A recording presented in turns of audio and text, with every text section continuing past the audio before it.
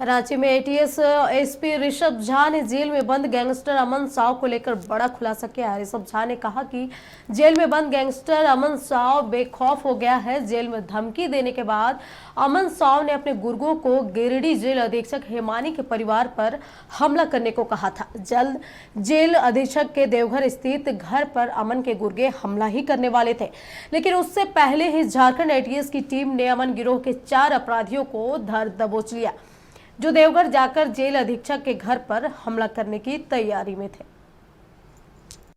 Register करने के बाद चूंकि संगठित अपराध से संबंधित है मामला, तो इसमें एटीएस भी कार्रवाई कर रही थी। इसमें कुछ फोन नंबर्स हमारे रेडार पे आए थे, उसको हम लोगों ने टेक्निकली एनालाइज किया, उसको इंटरसेप्शन वगैरह पे भी लिया गया और 2-3 दिनों के एनालिसिस के बाद हम लोगों को ये बात सामने आई कि ये जो गिरोह है इसमें कुछ लोग जेल अधीक्षक के जेल सुपरिटेंडेंट गिरिडीह के घर पे, जो कि घर इनका देवघर में है, वहाँ पर इन लोगों के द्वारा कोई कांड किया जा सकता है।